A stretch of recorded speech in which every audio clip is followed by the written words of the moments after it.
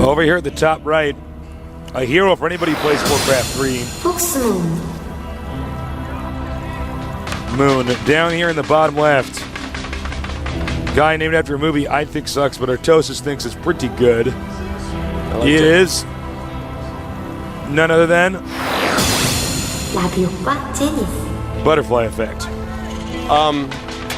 You know, this is I don't want to get massively flamed for saying it, but a lot of people that switch over from Warcraft 3, they have a hard time doing the economy correctly in Starcraft. Yeah, they do. The economy in Warcraft 3 that's actually true. You put like 5 to 10 guys on minerals or your base economy at gold, and then you do the wood, and yeah, there's some economy management there, but it's completely different from Starcraft and StarCraft 2. You know, a burden in Warcraft 3 economics is like, well, you know, when do I have my ghouls mine wood versus creep with me, stuff like that. And we've seen that is actually what's holding back a lot of these Warcraft 3 legends. All of them. When we watch Czech, for instance, play, you look at the drone distribution at the expansions, and I say, okay, well, that's so lopsided. Yeah. You know, his strategic play is micro, and even his macro has become quite good, but still lacking a little bit is Czech on, proper economic management. Moon, I mean, there wasn't a whole lot wrong with it, but that piled up, man. His Baneling Nest was late. You need that quicker. You need to be streamlining your build completely so you can stop attacks like that. ButterflyEffect streamlined his build and therefore won with that stim attack. Yeah. Now, Moon has gone for his hatchery first. And we do have that tech lab going up. I wonder if we might see one of these funny Reaper builds that we saw from Polt. Very well could be. It is a Reaper being made. Now, when you do a Reaper build, you're putting a lot of it on micro. And if there's one guy I wouldn't want to be in a micro fight with, it would be Moon. Now, if you guys are unfamiliar with my terminology with micro, I know there's probably some elitist nerds like, LOL, tasteless, everybody knows what micros. Well, actually, no, we have all sorts of gamers that watch this show. So, micro refers to unit control, where macro refers to, being able to produce a lot of units and, some forms of economics. Yeah. So, Moon, Warcraft 3 is a very micro-intensive game, so the Warcraft 3 players actually have unbelievable micro compared to StarCraft players, except for maybe the very, very best, but in general, their micro is just impeccable. The micro is different. Yeah, I want to point out there, because things die faster. No one will ever convince me there's someone better at micro than Jade. All right, so we have a bunker going up. The Reaper does come up here. Now, we were talking about this earlier in Polt Prime's match. If you go hatchery first, your speed is going to be very late, and therefore Reapers are going to do quite a nice job against slow Zerglings. Now, he wants to get... Oh, Moon needs to target that SCV. He needs to target that SCV, and he gets it. Very nice. That was an important thing to do. Now, 5 kills on that Reaper. 2 more barracks going up. Okay, and the command center. And here come these Reapers again. Now, Moon has just started Zergling speed, so he's going to want to hold off with some slow Zerglings mixed in with his queens as best he can. He has killed a Reaper, so that's very important because 1 Reaper isn't very scary. 2 are more than twice as scary because they can actually start doing some serious damage to both Zerglings and queens. Yeah, and if you get 3, I mean, you're going to be one-shotting drones. Now we got 2 Reapers together. Command center about to finish. That'll be an orbital soon. You did to be careful, though, about being counterattacked with Reapers sometimes. Yeah, they can micro very well, but... And look at this, he's microing in very well, as I was saying. But if you have like a billion speedlings, you're not going to be able to do much against that. Speed finishing up pretty soon here, by the way. And just sniping some drones very well. Moon was actually, when he did play StarCraft 1, he was a Zerg player, if I'm not mistaken. Yeah, he used Zerg when he did play StarCraft 1 some. We have 23 drones right now against 25 SCVs. The expansion is up. Factory going down at that natural with that bunker. And Moon does have speedlings. He has quite a few, in fact, 16. He might actually be able to get a little bit of damage in here if he wants to poke and prod a bit. Yeah, you'd actually be amazed if you counterattack. If the guy messes up with the Reapers and Zerg counterattacks the Terran, you can actually kill them sometimes. Yeah, occasionally you can. Moon, he is deciding to move down now. But at first he was attacking the rocks a little bit. Now he's moving down with the same number of Zerglings. Didn't wait for any more, so a little bit indecisive there. Yeah. If you're going to stop the attack and you have a bunch of Zerglings, go then to check and then go back and kill the rocks.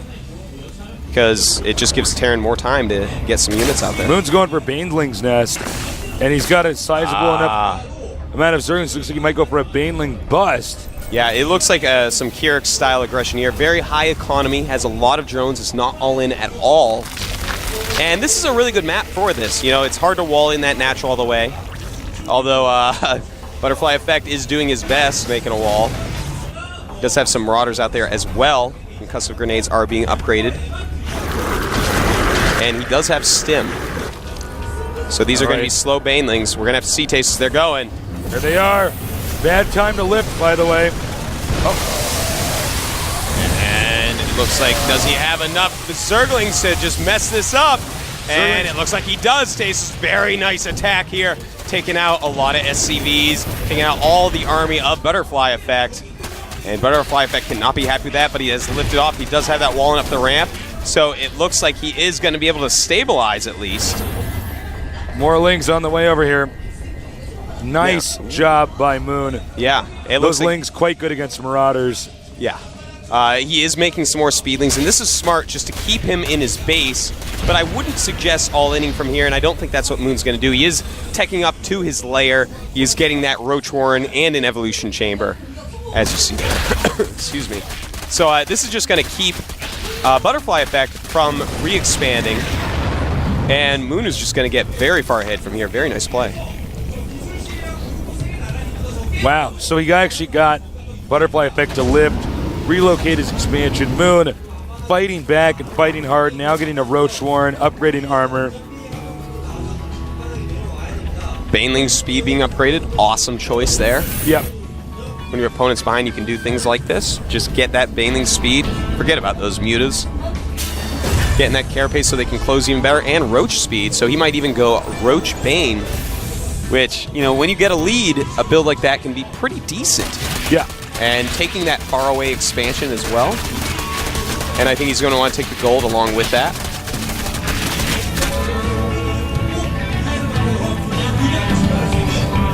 Now, Terran's been hurt pretty bad, but he could still come back without too much trouble. It's also going to depend, because these Zergas are making a lot of Banelings.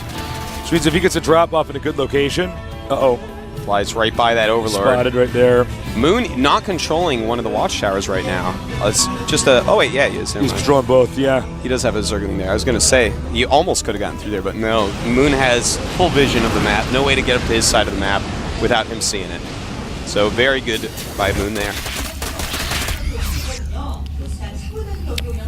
One Marine going to come out here and scout. He wants to figure out, is there any Banelings hiding anywhere? And let's see what happens next. Moon expands. Breaks down the rocks everywhere. It looks like Terran's going to push. The Moon, okay, now he's getting some Banelings, and actually Terran's going to see that. I'll be curious to see if Terran actually decides to move forward. No. Yeah, no, definitely. He knows better. With speed, with all that creep, Moon is doing a good job of spreading his creep out. And the Spire is going up at the natural. Kind of a funny place for that Spire. Normally you see it hidden away in the main. This expansion, fully operational. Yep, getting a lot of drones there. Very nice. Bunkers, Terran a little bit uncomfortable. Moon definitely in the lead by a lot right now. Yeah, he's doing a great job. His supply is starting to go really high up, 100 against 85 right now. He does have that third base, which is just so important.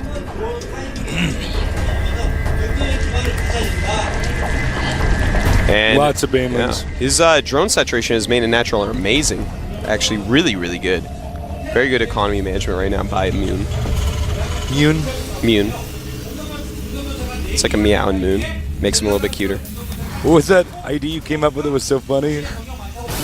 Next Mew Mew or something? Next Meow Meow. Meow Meow. Anyways, we got a tank on the way out here. Siege mode, not upgraded yet. And take a look here at how good Moon is at just keeping his creep moving out here. Meanwhile, I heard Banelings somewhere. Now, Burrow on the way. Let's see here. He does have +2 carapace coming as well. Burrow +1 for our Terran player going up. Gonna we have a drop coming over here, but I don't know if this is gonna work at there's all. There's 3 spines and a queen, and enough creep that he can react instantly. In fact, mutas are gonna come, and this is gonna end very poorly for our Terran player. Excuse me. He's targeting that dropship, and that was just silly a ButterflyEffect to do. Yeah, and I mean, look at the supply difference right now, 141 to 108. He's losing all these little drops that aren't doing anything.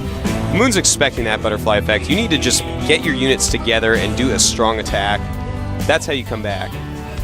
Moon has just vision everywhere. Guy isn't a slouch. Yeah, actually, if you look on the mini-map down here, look at how much he actually controls this area. You can see everything. That Terran's going to move out. He's short on units, though. He's got that perfect control. Yeah, this is not a whole lot of units.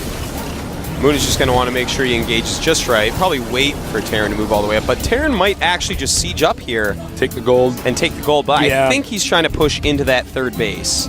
Looks like Moon might counterattack. A good move. The siege tanks take a while to switch into new positions. Catching a siege tank being rallied up. Very nice. And, oh my god, he's going to let the counter happen and just stim attack into the 3rd base. Oh, wow. And Moon actually looks like he's going to break through with his roaches. Nice. The siege tanks drive away the Banelings. He is going to get this expansion, no problem. It's kind of a hectic attack we see from both sides. Yeah. Roaches and mutas going for the command center. That expansion's gone. Moon might burrows those drones. Very nice. Yeah, very nice play. It's like when you tell a huntress to stay very still at night because you don't want to lose it. That's right. Now, he had to relocate the command center, but he did stop Moon from getting too much bigger. However, Moon's expanding over here at the gold base. Terran's going to have to regroup and attack again. ButterflyEffect is good, but this is a very, very tough position for Terran. Would you not agree? Oh, absolutely. Terran from here, it seems almost unwinnable. I'd be so surprised if he took this game from Moon. You know, when Zerg gets a whole map creeped up like this, has a huge amount of supply, has good income, making hatcheries all over the place, that is something hard to overcome. Looks like we see our Zerg with the broad roaches. Uh-oh. Will he see this coming? Oh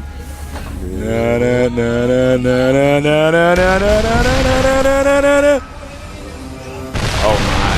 Oh god. And this is not good for our poor Terran. But it looks like he has. Oh, that's a lot more Marines down bottom I didn't see. I think he just wanted to get the tanks so the Banelings could still do damage. But reduce those tank numbers, a very important thing to do. You know what? If he's good at micro, I mean, you never know.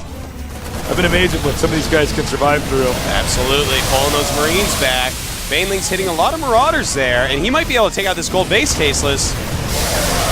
Nice Baneling. Another nice Baneling, and yeah, not good enough micro there by the ButterflyEffect. He's just getting overrun here. He is. And this might be GG soon. Roaches just going on their own path. There they are. GG. Let's go to game number 3. Moon kind of destroying ButterflyEffect. Moon wrecked him there. He's got to be feeling better about that. Yeah. After that embarrassing and disappointing first game. Much, much better game. Now, the next map is going to be Delta Quadrant. And that's going to be a little bit harder for Moon, not going to lie. It's going to be very tough, I think. We'll see, though. Moon has some interesting builds, some interesting strategies. Yeah. I think he did a great job with the Baneling bust. Yeah. And that was excellent. He's basically proven to us that he can do it. He knows what he's doing. He just had a weird first game. I don't know. I still can't explain the first game. You know, it was a lot of things, I think. He may have forgotten to put up the Baneling nest. Maybe he wanted it then, but his timings were off because of the spores. Right. I don't know. But maybe we can ask him if he does win in the interview. Who knows? Yep. Don't forget to send in questions. And thanks to our sponsors for making this tournament possible. I have to say it. Thank you to our viewers. We love you guys so much. And please spread the word about GOMTV. and encourage your friends to check out the premium package. It's awesome, isn't it? Well, for that much content, I mean, it's not really not a lot of money. Countdown started. Who's going to win this? I have no idea. Let's see if Moon could play as well as he did that previous game.